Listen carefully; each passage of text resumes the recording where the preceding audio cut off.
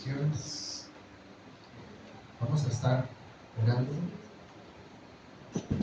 para continuar con el discipulado que el Señor nos está dando. Amén. Bienvenidas, bienvenidos.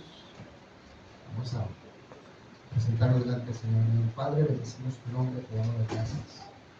Glorificamos a ti y solamente a ti, Señor.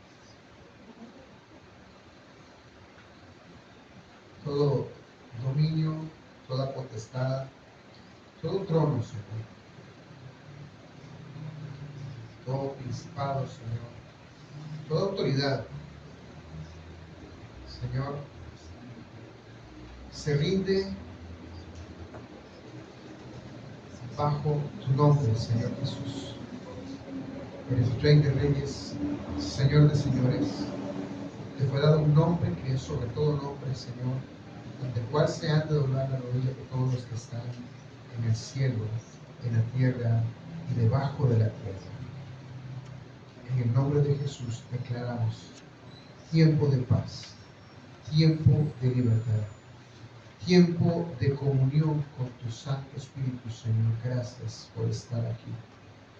Gracias, Santo Espíritu de Dios. Sé tú, Señor, obrando, sé tú hablando, sé tú haciendo, Señor, siempre tú. Tuya es la gloria para ti, Señor, solamente para ti. La honra, la alabanza, la oración que pertenecen a ti, Señor. En el nombre de Jesús de Nazaret, bendecimos tu nombre, Padre, te damos las gracias. Y esta hora, Señor, estamos aquí para escuchar lo que tú nos tienes que enseñar, lo que tú nos tienes que decir. Lo depositamos, Señor, en tu mano, depositamos este tiempo, Señor, en obediencia a los pensamientos de la mente de Cristo, en el nombre de Jesús de Nazaret, Padre. Amén y amén. 2 Corintios 3, verso 6, el cual asimismo nos hizo ministros competentes de un nuevo pacto, no de la letra, sino del Espíritu, porque la letra mata, mas el Espíritu vivifica. Y estamos haciendo un enfoque de lo que es la palabra de Dios, la letra propiamente, lo que se conoce como tinta y papel, grafos, ¿verdad? La palabra hablada y el espíritu de la palabra. Y veíamos, pasábamos por una serie de procesos, ¿verdad? O cómo ha ido evolucionando lo que se conoce como no solo la palabra hablada, sino también la transmisión de esta, que es a través, al principio de vía oral, ¿verdad? Después aparece lo que se conoce como la protoescritura, ¿verdad? Que era un tipo de escritura en piedritas o en huesos, ¿verdad? Eran como símbolos. Después las famosas tablillas cuneiformes, y que eran grabados en tablillas usando unos estiletes o unas cunitas, ¿verdad? Entonces la cantidad de impresiones de la cuña y la forma en que se colocaban, si eran verticales o horizontales, si eran sesgadas a la izquierda o a la derecha, ya daban un significado diferente. Después, no solamente en piedra o en arcilla secada al sol o cocida, sino que también en pieles de animales, en piedra, y por ahí fue donde quedamos en la famosa piedra Rosetta encontrada en Egipto por los franceses durante la ocupación de Egipto por el ejército de Napoleón en 1798. Luego se siguió escribiendo sobre bronce. El bronce o la escritura en bronce aparece por primera vez en Swan en el siglo XIII a.C. Luego de eso el papiro como soporte de escritura en un producto, es un producto de los egipcios, quienes comenzaron utilizándolo para este fin en el 3000 a.C. para llegar propiamente en la evolución de lo que es la escritura, los materiales, elementos que se utilizaron para transmitir el conocimiento, que fue el papel imprenta.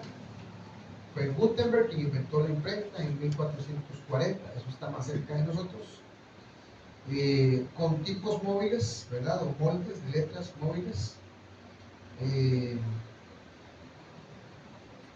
De hecho, dice uno de los trabajos más destacados es conocido, la Biblia, de 42 líneas, debido a que fue el primer libro impreso con tipografía móvil.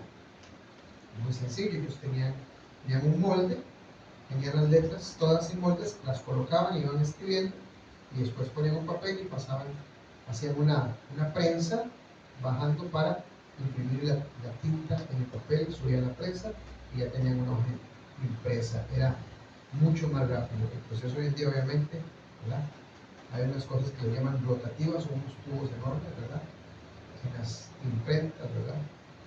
Y obviamente hoy en día llegamos a lo que son las impresoras digitales y demás, ¿verdad? Que son alimentadas por tinta. Usted compra un cartuchito, se le pone a la impresora y usted escribe lo que quiere y ahí usted lo imprime. Muy sencillo, sean fotografías, sean letras, sea cualquier tipo de forma.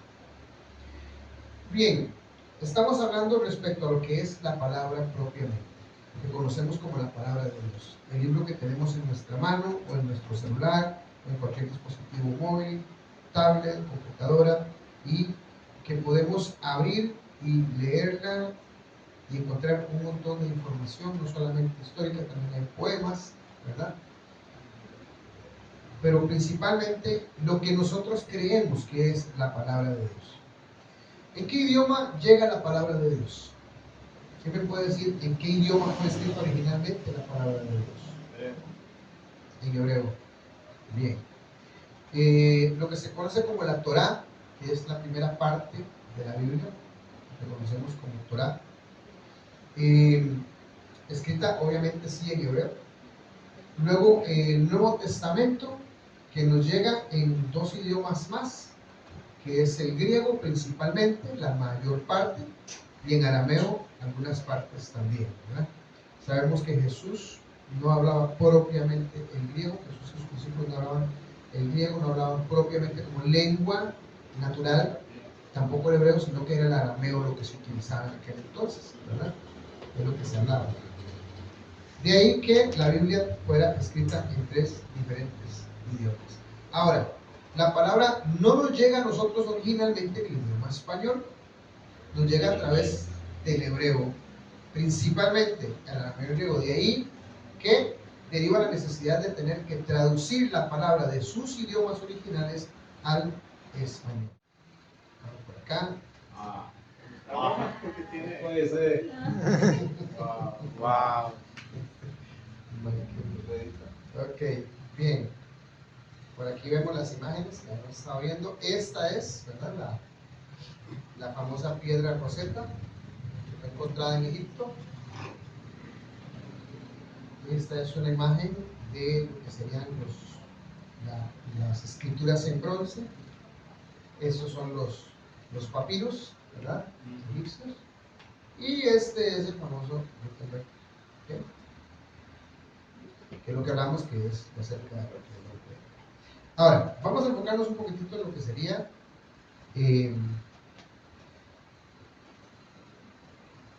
la palabra propiamente. Decíamos lo que es la escritura, ¿verdad? Y decíamos que la palabra no nos viene a nosotros propiamente en el idioma español, sino que nos viene hebreo, arameo, griego, ¿verdad? Dice,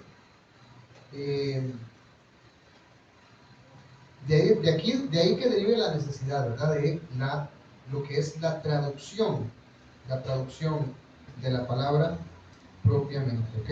Ahora, vamos a ver por acá un ejemplo.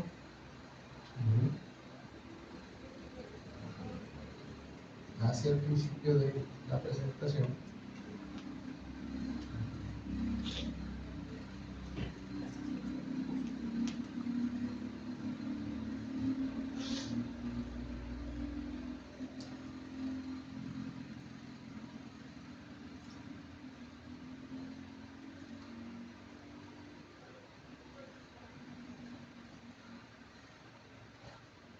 Bien. Por ejemplo, cuando nosotros traducimos de un idioma que no es el natural de nosotros, ¿verdad? El normal que todos conocemos, lo que tenemos que hacer es una traducción, es decir, por ejemplo, hay un... Vamos aquí.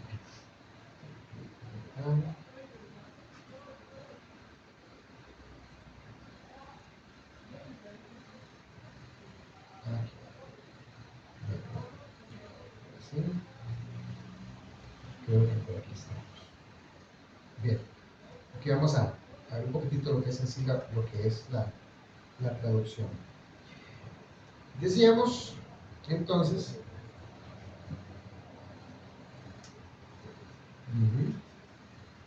por ejemplo, a ver, hacemos las siguientes preguntas. Dice, pero ¿cómo podemos estar seguros de que el texto que tenemos en nuestras manos no ha sido adulterado, cambiado o modificado? Usted tiene su Biblia, usted la lee, pero usted ignora todo el proceso que esa Biblia tuvo que pasar para llegar hasta sus manos. Hoy en día, como decíamos, usted no puede tener una Biblia en físico, usted pasa las hojitas, puede leer todos los textos, ¿verdad? Pero usted no sabe el proceso que ha sufrido, todo el proceso, los años, siglos, ¿verdad?, que han pasado para que usted tenga ese documento en sus manos y tenga acceso a él en su propio idioma, ¿verdad? ¿Cómo podemos nosotros confiar en el hecho de que esa Biblia, a través de los siglos, ¿verdad?, no haya sido adulterada, no haya cometido un error, no se haya cambiado adrede una u otra palabra o incluso partes completas para querer dar un significado diferente a la palabra, que es lo que nosotros confiamos como la palabra de Dios?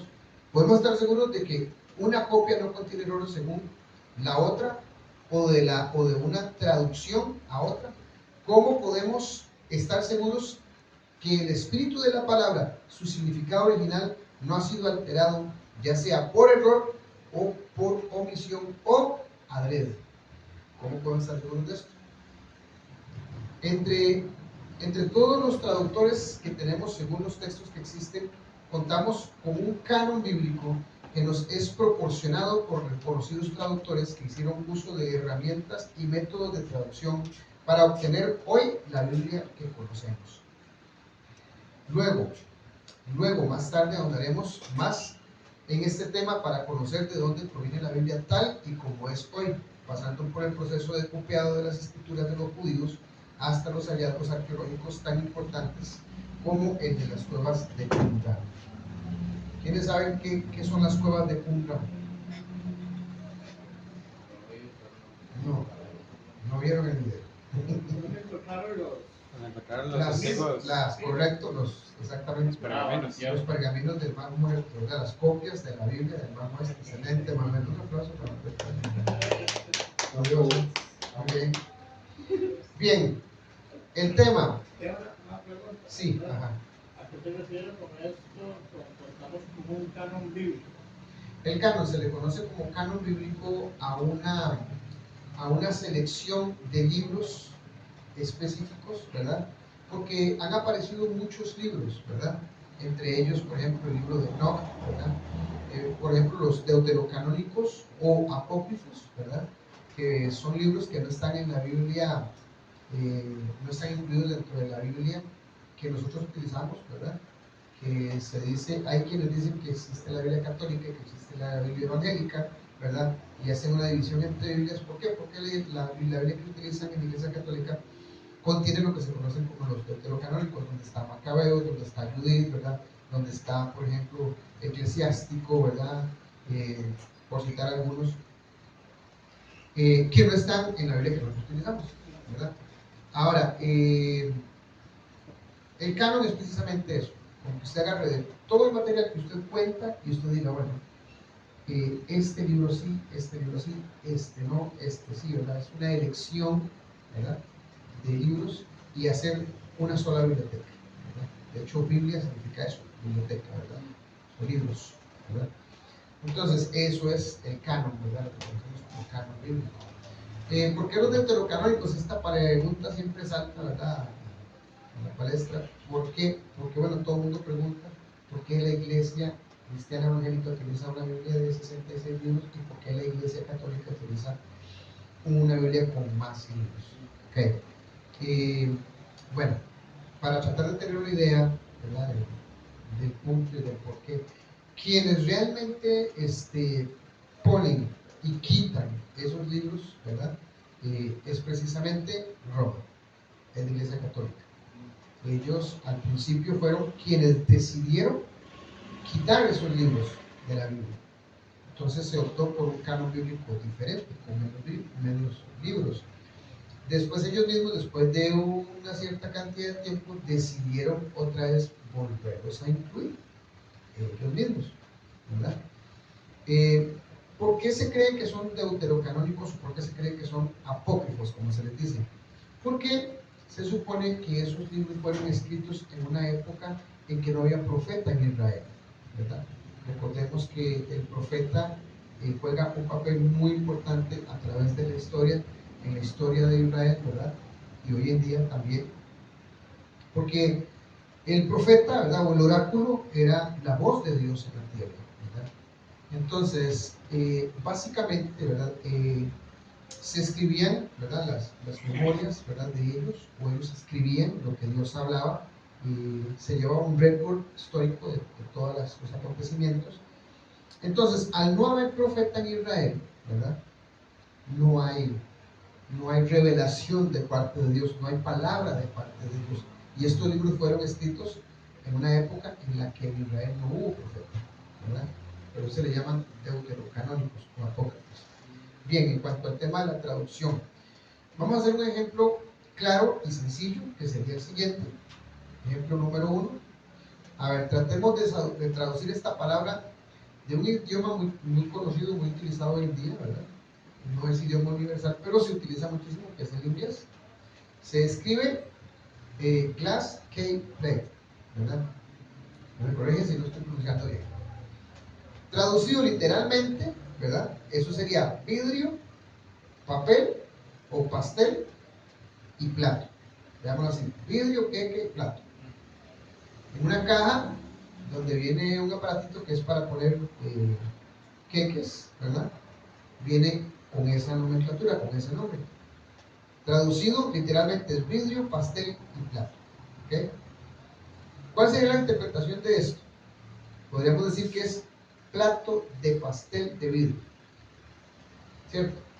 Esa sería una interpretación básica. Podemos darles un tipo de interpretación, porque si digo plato de pastel de vidrio, es un plato para un pastel que está hecho de vidrio, ¿verdad? Podemos decirlo así. Se sobreentiende el significado, pero si yo digo es un plato de vidrio para colocar un pastel, ¿verdad? Plato de vidrio para pastel, ¿cierto? ¿Ok? Entonces todavía se traduce, se interpreta todavía mejor. Y de ahí el asunto en cuanto a lo que es la interpretación. Por ejemplo, este es un ejemplo muy sencillo, pero cuando una persona está interpretando un idioma, lo que hace es escuchar una frase como esta, ¿verdad?, y darle un sentido lógico en el idioma de nosotros. Porque nosotros no decimos vidrio, pastel, plato. No decimos eso, ¿cierto? Tenemos que interpretar.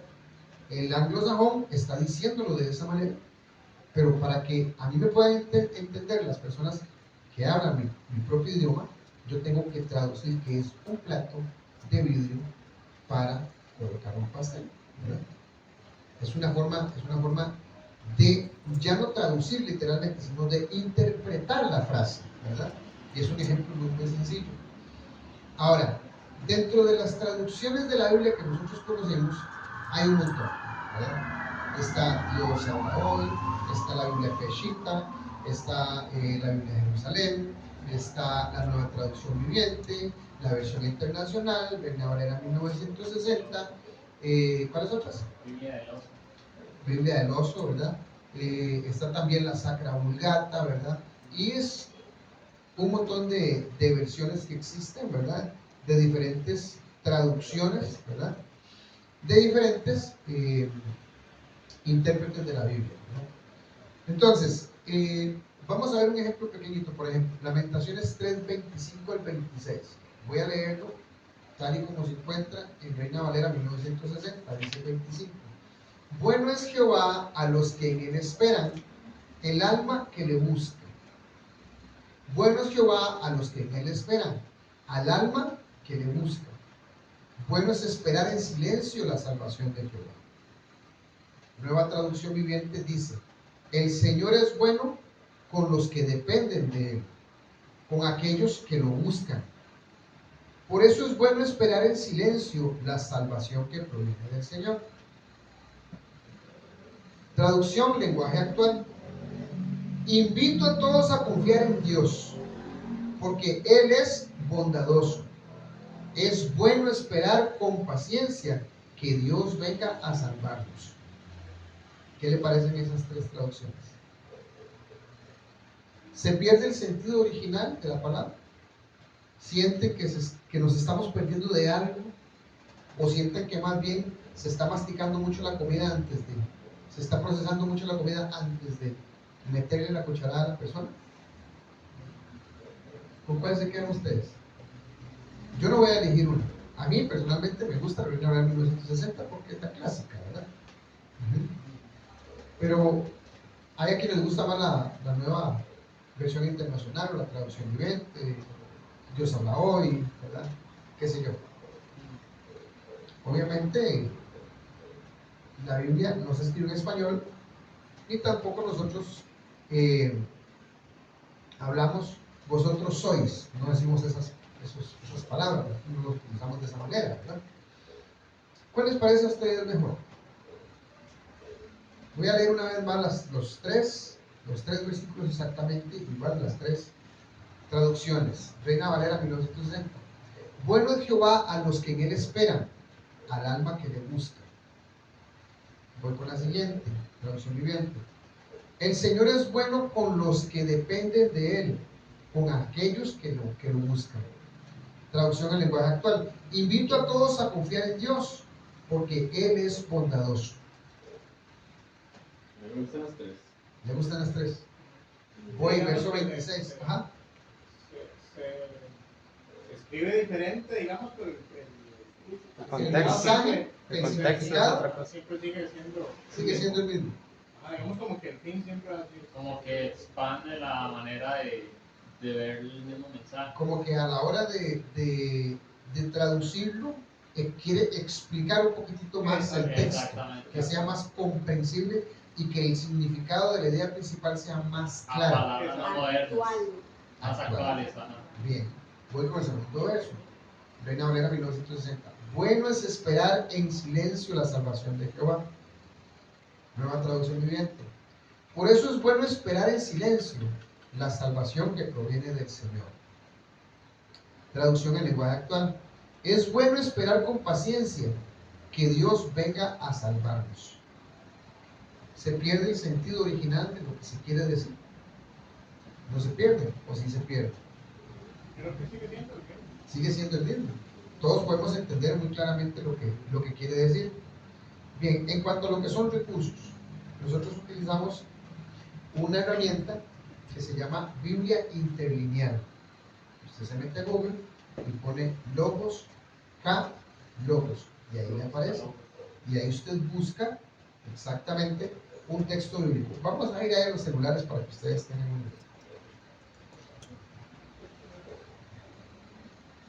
idea. Ahí tenemos un texto de la Biblia. Muy, muy bonito, es un texto precioso, ¿verdad? Juan 1.1, Reina Valera 1960. Yo siempre voy a escoger la Reina Valera 1960. Dice: en el principio era el verbo, y el verbo era con Dios, y el verbo era Dios. Bien. Ya sabemos que cuando se habla del verbo, se habla de Jesús. Vamos acá. Ahí vamos a encontrar lo que aparece en logos, logos. Ahí me están enseñando el idioma original en que fue escrito. ¿Ok? Usted puede ir allí a cada número de esos, arriba de cada una de las letras, tal y como está escrito. Y esta es una transcripción literal. ¿Ok? literal de lo que dice el texto bíblico. Veamos ahí en las primeras palabras. Dice así: en el principio estaba siendo la palabra. ¿Cómo dice en el anterior? En el principio era el verbo. ¿Ven el significado? En el principio estaba siendo. ¿Ves cómo te transporta en el tiempo? Es hacia atrás, es en pasado. Dice: en el principio estaba siendo. Esa es la traducción literal. Entonces, la persona que traduce la Biblia se encuentra con estas palabras, las entiende tal y como están allí, ¿verdad? Porque conoce los dos idiomas, pero tiene que interpretar el significado de la palabra. Tiene que decir con palabras lógicas a la hora, como hicimos con el ejemplo del plato de vidrio para sostener un pastel, ¿verdad? Exactamente, no puede traducirse literalmente, ¿me entiendes? Sino que la persona que va a traducir, ¿verdad? Tiene no solamente que traducirla, sino que también tiene que interpretarla, ¿verdad? Correcto. ¿Okay? Dice: y la palabra estaba siendo hacia a él Dios.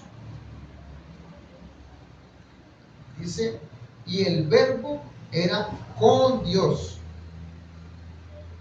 ¿Ven qué diferente que suena? Suena un poco, hay que darle sentido, ¿verdad?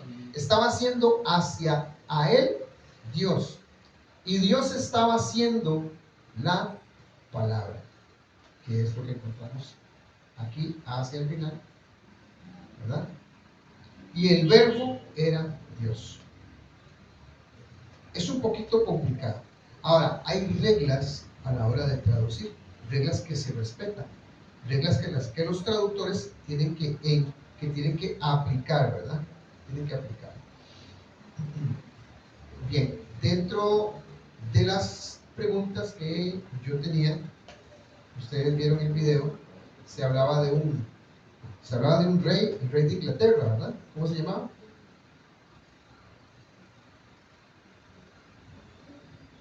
¿Cómo se llamaba el rey de Inglaterra?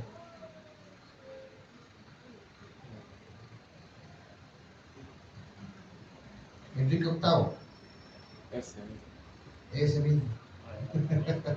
Lo tenía en la punta de la lengua. Ok. Este hombre tenía prohibido traducir la palabra de Dios, ¿verdad? Era un sacrilegio traducir la palabra de Dios, ¿verdad? Y resulta que un erudito, un monje monástico, se le ocurrió traducir la palabra al inglés. ¿Cómo se llamaba? William Tyndale, ¿verdad? Él fue quien hizo la primera traducción de la Biblia de los idiomas originales al inglés. ¿Cuál fue el castigo? Lo mandaron a quemar, ¿verdad? Como una forma de respeto por ser un erudito, un estudioso, ¿verdad? Un teólogo y una persona preparada académicamente. Digámoslo así, la forma de honrarlo fue estrangularlo antes de que la llama lo alcanzara, ¿verdad? Esa fue la manera en que lo honraron. Vaya manera, ¿verdad? Pero curiosamente, 3 años después, el rey Enrique VIII, que tenía diversas esposas y que el Papa no accedió, ¿verdad?, a que lo casaran quería ser casado por la Iglesia Católica, la Iglesia de Roma, ¿verdad? Directamente con el permiso del Papa, con otra mujer que la que no era su esposa, ¿verdad? Y como el Papa no accedió, entonces simplemente se desligó de la Iglesia Católica Romana y inmediatamente lo que hizo fue crear la Iglesia Católica Inglesa, ¿verdad? Y bueno, le sirvió de mucho, ya tenía la traducción o la gran mayoría de la parte de la traducción de la Biblia al inglés. Entonces, ¿qué hizo?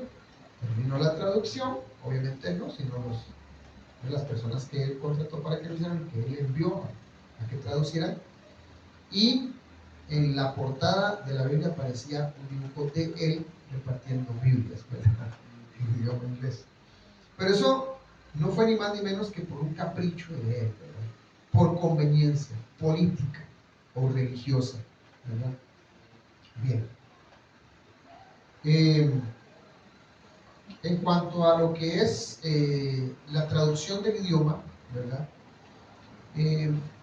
No es, digamos, veámoslo así, no es una curiosidad ni es casualidad tampoco de que la Biblia, lo que es el Nuevo Testamento, haya sido escrito en griego, por ejemplo.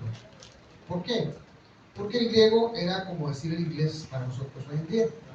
Si usted habla inglés, usted va a Francia y puede hablar en inglés, que mucha gente te va a entender.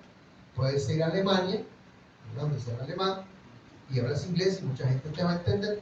Puedes ir a cualquier parte del mundo, a China, qué sé yo, a cualquier continente, que si tú hablas inglés, la mayoría de la gente te va a poder entender y vas a poder comunicarte en ese idioma, ¿verdad? Porque es ampliamente utilizado.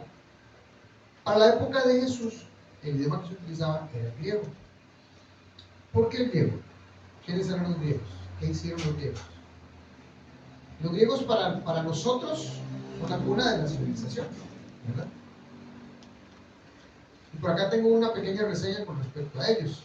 Dice, los griegos, ahora que hablando del proceso que nos trajo hasta nuestra época referente a la palabra y la palabra escrita, no podemos dejar de pasar por alto a los griegos, conocidos como la cuna de la civilización actual, occidental, cuna del pensamiento crítico. Sabemos que ninguna cultura nace por generación espontánea. Se nutre también de la sabiduría de los pueblos que la circundan, pero el caso del pueblo griego es especial porque no solo asimiló las aportaciones de sus vecinos, sino que capitalizó esos conocimientos y desarrolló sus propias intuiciones y sabiduría hasta crear la civilización más espléndida de los tiempos antiguos. Sin embargo, esto no es algo que haya quedado solo como un hermoso vestigio, sino que sigue vivo entre nosotros. La impronta que dejó en el lenguaje, en el pensamiento, en el arte, en la arquitectura, en el sentido de la belleza y en los valores morales, así como la política, es algo que está cada día con nosotros porque ha configurado nuestra civilización. Vamos a leer un proverbio porque no podemos dejar de hablar de una cosa sin otra. Proverbios 2:6 dice, porque Jehová da la sabiduría y de su boca vive el conocimiento y la inteligencia. No hay capacidad en el ser humano que no venga de Dios. Si hay un hombre muy inteligente, muy sabio, esa sabiduría no es propia. Es Dios quien da, es Dios quien derrama sobre el ser humano la sabiduría. Incluso Él dice, si alguno tiene falta de sabiduría, pídanla que yo la daré abundantemente. Y Salomón cuando pidió, le dijo a Dios, Dios le dijo, ¿qué quieres? Y él le dijo, dame sabiduría para gobernar a este pueblo, ¿verdad? Y de hecho fue el hombre más sabio según la Biblia, ¿verdad? Entonces, vamos a ver, hay ciertos personajes de la antigua Grecia que no podemos dejar de mencionar. Entre ellos, de los filósofos griegos, encontramos a Sócrates. Vean esto. Dice, fue el verdadero iniciador de la filosofía en cuanto que le dio su objetivo primordial de ser la ciencia que busca en el interior del ser humano. En ese caso estaban ellos obviamente erróneos, ¿verdad?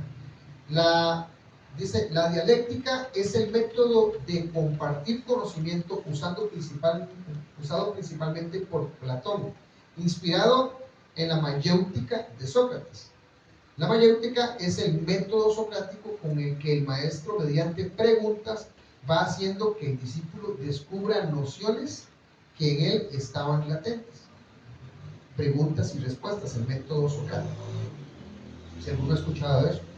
Una frase famosa de Sócrates, él decía, solo sé que no sé nada. Era una frase que él decía, muy importante. Platón fue un filósofo griego, dice, seguidor de Sócrates y maestro de Aristóteles. Dice que vivió en 1387 a.C. Fundó la Academia de Atenas, institución que continuaría a lo largo de más de 900 años y a la que Aristóteles acudiría desde Estagira a estudiar filosofía alrededor del 367 a.C. Una frase famosa de Platón: el hombre sabio querrá estar siempre con el que es mejor que él. Son frases bastante interesantes, sabias, muy buenas. Aristóteles fue un filósofo polímata, es decir, una persona con grandes conocimientos en diversas materias científicas y humanísticas. Dice, y científico griego nacido en la ciudad de Estagira, al norte de la antigua Grecia. Es considerado, junto a Platón, el padre de la filosofía occidental. Sus ideas han ejercido una enorme influencia sobre la historia intelectual de Occidente por más de 2 milenios. Frase famosa: la verdadera felicidad consiste en hacer el bien. Ahora, ¿por qué hablamos de los griegos? Los griegos eran la cultura o el pueblo de la antigüedad más educado.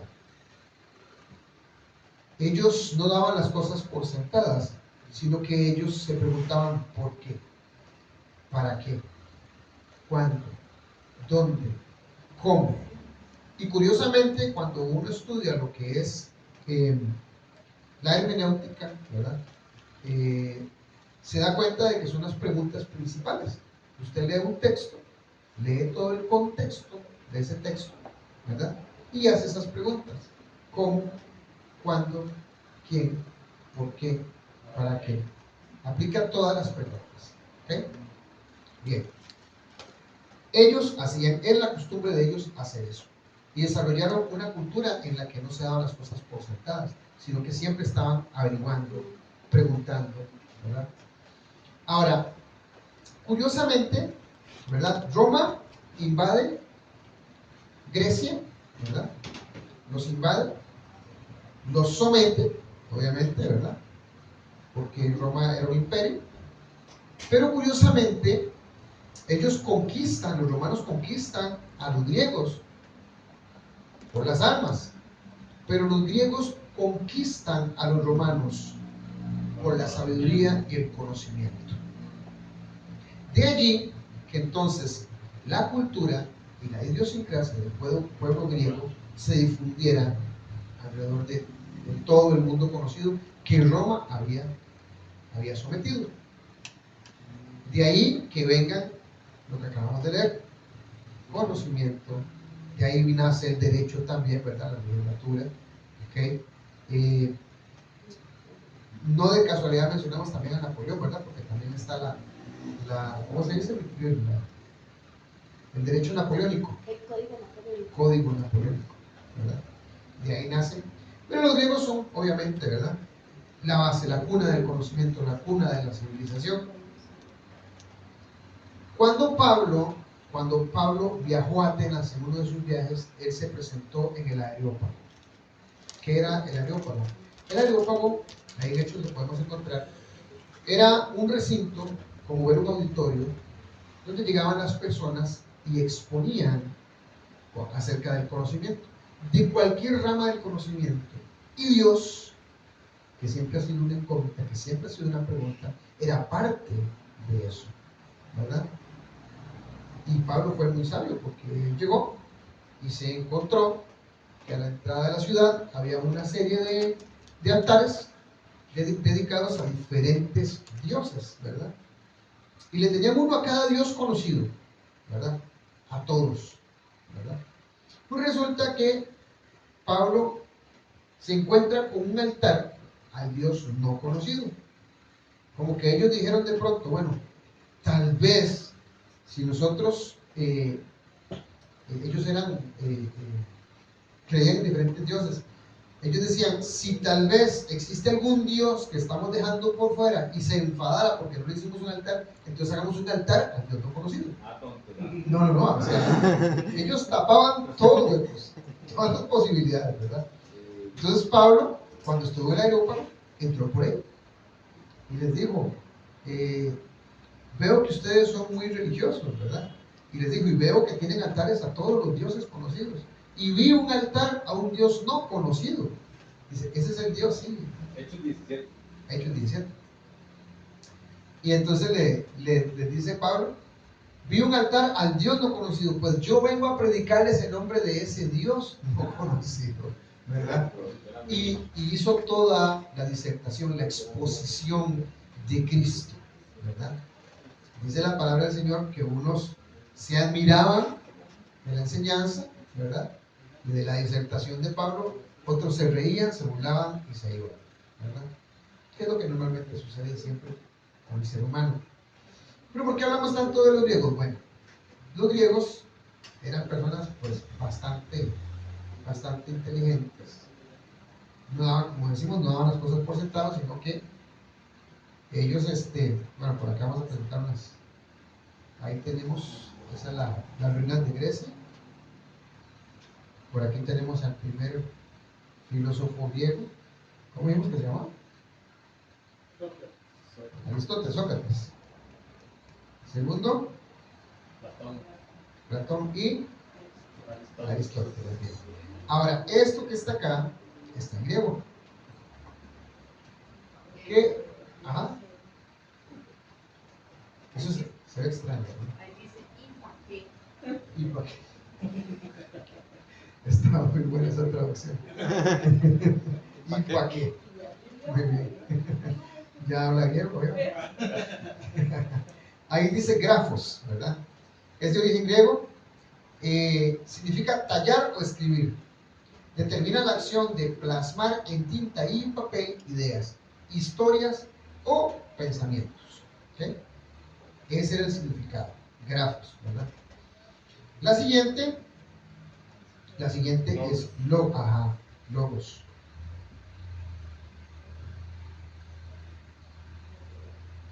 ¿Qué es esa? ¿Okay? Y esta palabra, para los griegos, ¿verdad? El término logos es de origen igual griego y tiene varios matices de significado. Logos es la palabra en cuanto meditada, reflexionada o razonada. ¿Okay? No solamente era una palabra reflexionada, meditada, ¿verdad? Bastante sesuda, ¿verdad? Y es al que queremos llegar, que es rema. ¿Okay? ¿Qué era rema? Dice, es la gramática discursiva, parte de la oración. Pónganle atención a esto.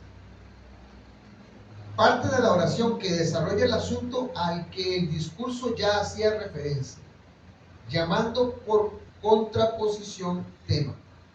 En la mayoría de los casos coincide con la información nueva aportada por la oración o cláusula y corresponde secuencialmente a la parte que sucede al tema, lo que sigue después del tema. Bien. Grafos, tinta y papel. Logos, el compendio explicativo, la parte que nos dice lo que significa. Y el rema es la parte que aporta la vivencia, ¿okay?, de un tema. Pero cuando hablamos, es curioso porque los griegos le daban este significado a la palabra de Dios, la determinaban, no solamente decían la palabra de Dios, sino que determinaban y desglosaban la palabra de Dios en estas tres palabras: grafos, logos y rema. La dividían. Para ellos tenían tres cosas diferentes. La palabra de Dios estaba compuesta de tres elementos diferentes: grafos, tinta y papel, o papiro, o piedra, o bronce, o tablillas de arcilla, o como ustedes quieran verlo. Logos, el compendio explicativo, ¿verdad? La parte que me da un mensaje, el mensaje principal, lo que está a la vista, lo que usted lee, el mensaje, ¿verdad? Y rema era la parte de ese mensaje que ya no solamente era mensaje, que ya no solamente era una historia, sino que era algo vivido, algo personalizado, algo que saltaba de la palabra y que te enseñaba, que te transformaba. Y esa es la parte importante de la palabra. Todas son importantes, solamente los tres elementos, las tres secciones, las tres partes en que los libros la desglosaban. Pero el rema fue con lo que se encontró Pablo camino a Damasco. El rema fue con lo que se encontraron los discípulos cuando iban, que Jesús se los encontró de camino. ¿Hacia dónde fue? Que Jesús se les apareció después de haber muerto. Son los primeros que la Biblia menciona. Iban de camino a Damasco. No, Pablo a Damasco. ¿Hacia dónde iban esos discípulos? Eso es rema, cuando Jesús se les apareció y les habló. Y no fue sino hasta el final, cuando Jesús apareció, que dijeron: wow, estábamos con Él, lo vimos, era Él. Eso es el rema. Es la revelación de Cristo a nuestras vidas a través de la palabra. Amén. Y eso es lo que nosotros buscamos. De hecho, escuchando a un teólogo o varios teólogos, ¿verdad? O por lo menos en los seminarios, en los institutos bíblicos, ¿verdad? Donde se estudia la palabra del Señor de manera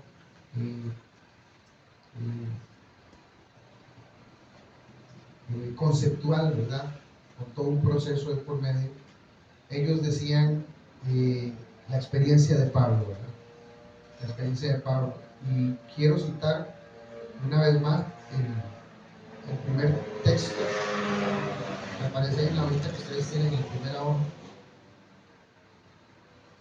que es lo que realmente nos ocupa acá. 2 Corintios 3:6 dice: el cual asimismo nos hizo ministros competentes de un nuevo pacto, no de la letra, sino del espíritu, porque la letra mata, mas el espíritu vivifica. Cuando nosotros necesitemos una herramienta, para traducir la palabra de Dios, para entender lo que la palabra de Dios nos está diciendo, obviamente podemos ir a una Biblia de estudio, obviamente podemos ir a un teólogo, a una persona que conozca mucho, pero recordemos una cosa: nosotros tenemos dentro de nosotros mismos a la persona que inspiró todas las escrituras, que es el Espíritu Santo de Dios, que habita en nosotros, que mora en nosotros, que nos habla constantemente. Y solamente tenemos que escucharlo, y solamente tenemos que pedirle que nos revele su palabra, y Él lo va a hacer. Amén.